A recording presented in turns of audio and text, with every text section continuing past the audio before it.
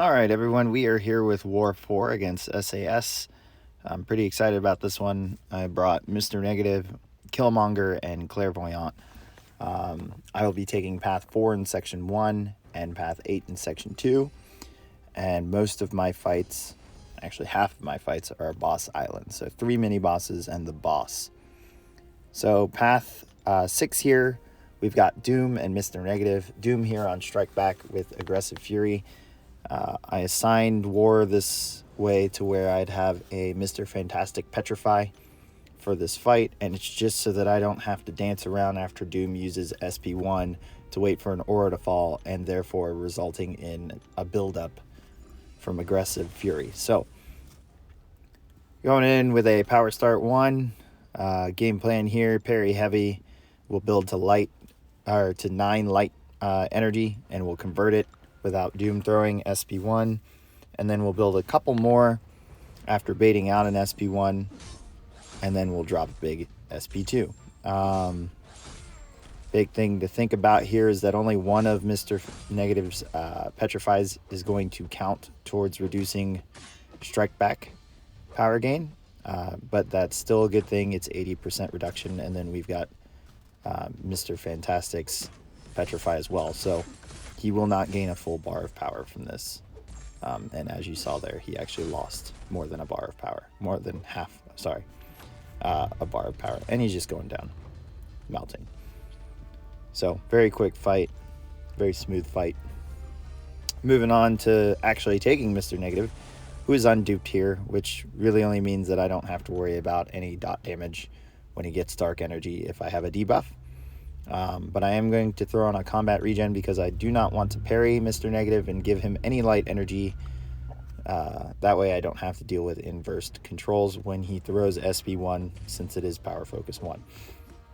So you're going to see here, I'm block baiting heavy, as I did manage to land an intercept there, since he was not as aggressive with a heavy. I am counting how many blocked hits I have so that I can be prepared for an unblockable hit from Bubble Shield. And I've gotten very used to dodging Mr. Negative's SP1 and SP2, so I got the timing down to where we're not taking any additional blocked hits. Benefit of me throwing SP1 here is that I can use a counter punch as an opening instead of parry stun. So it's going to count towards Bubble Shield, but only one. And again, I'm counting how many blocked hits I'm taking. So this next combo is going to put us just shy of 10. He's going to stop with a heavy. So we're at 9, and down he goes. So very easy section 1 so far, or for War so far. Moving on to a fight that I was kind of worried about with the power gain, but after a few practice fights, it looked like the power gain would not be too bad at all. So Kingpin here, there's really nothing to this node that he benefits from. Yes, because I'll end up baiting heavies, and he has a couple buffs from the Unstoppable buff and his Rage buff, or his Overpower buff, that I will get some weakness on me, but as you see, I've got Mystic boosts on, so we'll be firing SP2s a lot quicker than normal. And he's not a high ground champ, so we don't have to worry about block damage. I think the only thing I was actually worried about here was if he decides to turtle and not throw SP1, and I get cornered as a result. So we're going to switch to Hellfire, which is the Incinerate phase. Once we're in it, I'm not going to worry about giving him any additional debuffs, because as I said, in practice fights, the power gain was not out of control. So I'm just going to make sure to do full combos and back out after he's at SP1 to bait out an SP1. I'm not really going to throw SP2 when he's got SP1, a full bar, because I don't want to accidentally push him to SP2, especially if I happen to get cornered. So, going well so far. We're getting close to a minute. It's only been 45 seconds, and we're easily below 50%, almost at 75%, so in a minute. So not a difficult fight at all. It's just playing smart, not getting clipped from anticipating evades and reacting instead. and down he goes. So easy path 8 assignment. Moving on to this Mojo, as I told you guys and you saw last war, been playing him pretty sloppy here. So I focused up on the game plan with this one. Aggressive about building light energy, maybe convert it a little bit sooner. Baiting out SB1s, ending combos with a light attack so that we can outrange his SB1. I do decide to parry heavy here, which results in activating a prompt. No big deal. So we are at 5 light energy. We're going to go ahead and convert it before he gets pushed to SB1, utilizing that delirium so that we can reduce his defensive count that rate. That way it's just kinetic transference that he's gaining a good bit of power from instead of our actual combos. Did not mean to block that, no big deal. SB2 here, wait out that indestructible buff, but also build a few more light. Decide to heavy there.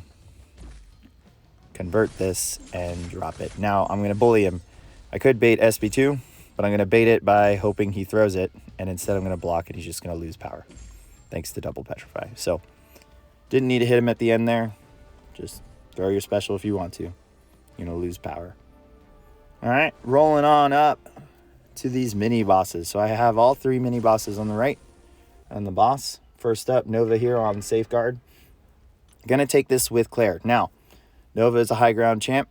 Most of my damage that I'm going to get that will bypass Safeguard is going to come from the burst damage from SB2 while in Hellfire.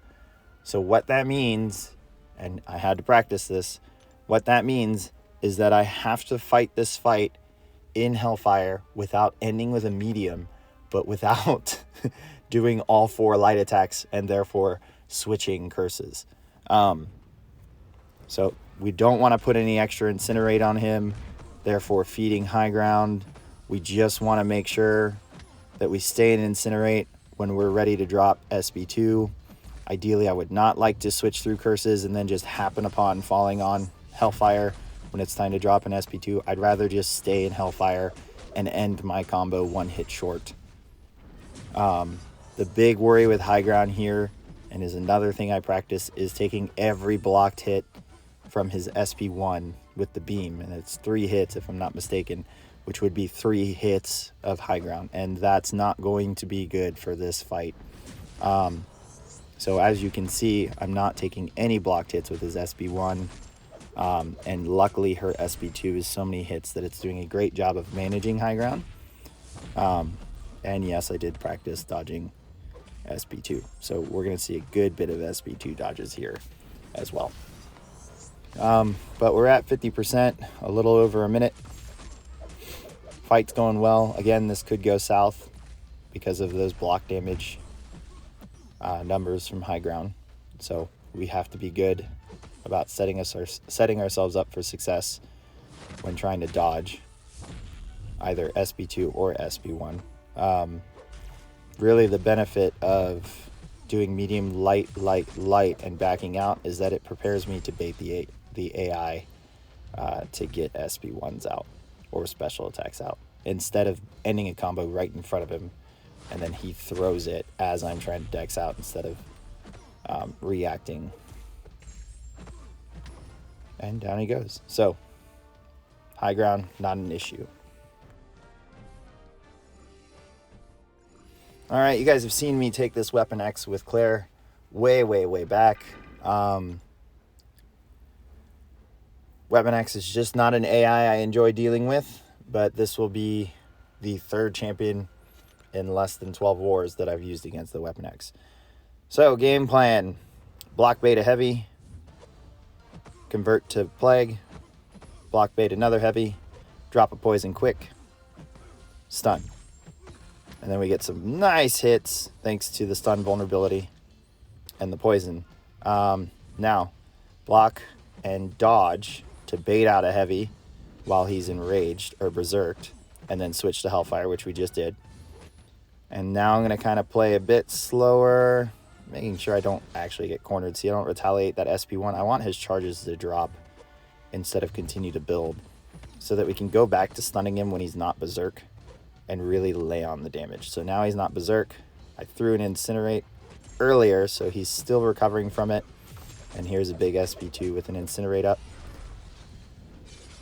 Going to remove the stun reflect with this combo. Now we're going to start parrying. Now we're going to get that stun damage. It is still down. Okay, but it's back up, so now we're just block baiting. Throw an Incinerate and the SP2. Okay, now we got to get ready for him to go berserk. There it is. Waiting out the unstoppable. Baiting out a heavy by block dodging. It means I have my block up while I'm dexing instead of just dexing, because it is more likely that he will throw a heavy since my block is up. If you've ever had that happen in arena where you're holding a block waiting for them to come in and they just scooch forward and then they decide to throw a heavy, that's kind of the idea. They're being aggressive and also being a pain. So fight's going smooth. We're out of berserk here again. Stun reflect is back up, and this should do it. Down he goes. So one of my cleaner Weapon X fights.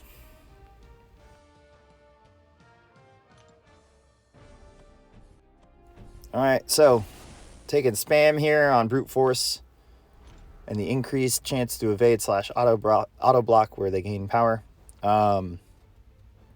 Benefit of the fact that spam is not duped is that means I'm not going to get poppers on me without getting hit. Otherwise, he would place poppers from either an evade or from being hit while stunned. So this will give me an opportunity to quickly get True Strike and to throw SP1 when I want, to create easier openings due to limber instead of relying on stun. Now, what you are going to see is that as I'm trying to dodge with his animations to bait SP1, I get clipped a time or two. So now I have a popper, so I do actually have to wait for that one to end. And he's still being pretty stubborn with his SP1. He just does not want to throw it. So when we do finally get it, the popper's gone, but I am going to end up getting pushed to SP2. So I'm just going to go ahead and drop that on the next SP1 so that I can get the SP1 of Killmongers into the rotation for counterpunch. Okay, so now he's being a little bit more willing to throw that SP1. So we're throwing ours. Now we're going to start doing some counter punches after he gets rid of his SP1. Again, this is where he's being a little stubborn. I believe this is the last one and I get clipped again. But after this one, he gets a little more liberal with his SP1s. All right, and here we go. After this last SP1, luckily he has a taunt, so we are healing during the fight. And here we go. So now we're just going to smoke him with SP1s, bait out his SP1. Here he's being willingly throwing those SP1s, using counter punch for easy openings. And this is just the rest of the fight here. SP1 from spam, combo from Killmonger, back up, set up a counter punch him to SP1, throw ours if we've got it, as long as it doesn't push him to SP2, bait out an SP1, rinse and repeat. And down he goes. So not a super clean fight, but just because the AI was being stubborn. All right, and I was wondering when I was going to see a Modok boss due to high ground, and the fact that people are probably going to jump towards Corvus or Mole Man here. Corvus, if you can't get the charges, not going to be the best option. Mole Man, if you're trying to utilize counter punch for easy openings, the shock from SP1 is going to build high ground. If you don't do that, then what you're going to end up with is not having counter punch and end up having to take more blocked hits. And high ground, you don't want to deal with that. So game plan here, we've pushed him to SP1. Now we've got True Strike. Now we're going to throw our SP1 when it's available. Did not think that hit was going to put me to SP1, so we had time. Didn't have any high ground charges. Now that we have these counter punch charges, it is a straight 2-minute fight of I throw SP1, he throws SP1. I do a combo if he's not at SP1, back off, and then use counter punch. Rinse and repeat. Practice this fight so that you don't take any blocked hits from his SP1. You'd almost rather get hit with SP1 instead of block all of SP1 and have to take any high ground damage. And what you're going to see with this rotation, and which kind of put my mind at ease, is that this rotation is aggressive enough to keep the combo meter rolling so that we never have a period where we have 2 high ground charges. We either have a period where we have 1 or we have none. So the high ground, which I thought might have a play in damage, block damage here, is pretty much non-existent. So it's very manageable. I think normally I'd come out of these fights with Stubborn or Protect in the past with about, I want to say 85% left, maybe 80, a bad play, maybe 75. And you're going to see it's pretty damn close to what it was in the past. So sure, we're building up all those bleed charges, but heck, no point in worrying about that. If I have to lose the counter punch or true strike, then I'm going to end up having to take more blocked hits to bait out a heavy to build to SB3 if I'm not going to intercept. So I'd rather just play it safe and just cycle like I'm doing here now. But it felt good to get back into this rotation and try out this boss attempt. I'm sure we'll see more Modoks for the reason of high ground in the future, especially with S99 taking care of many bosses. But as you saw, it was not a worry, so bring on the Modok bosses for the rest of the season. We were still waiting for them to take our boss, but BG2 ended up donating this war, so we beat them to their 11 deaths. And New Nation actually won 2-18 before the Modok boss comes down. So we're headed in the right direction. Not a bad war for us at all. Hopefully we can keep it going in hopes of maybe finishing top 3.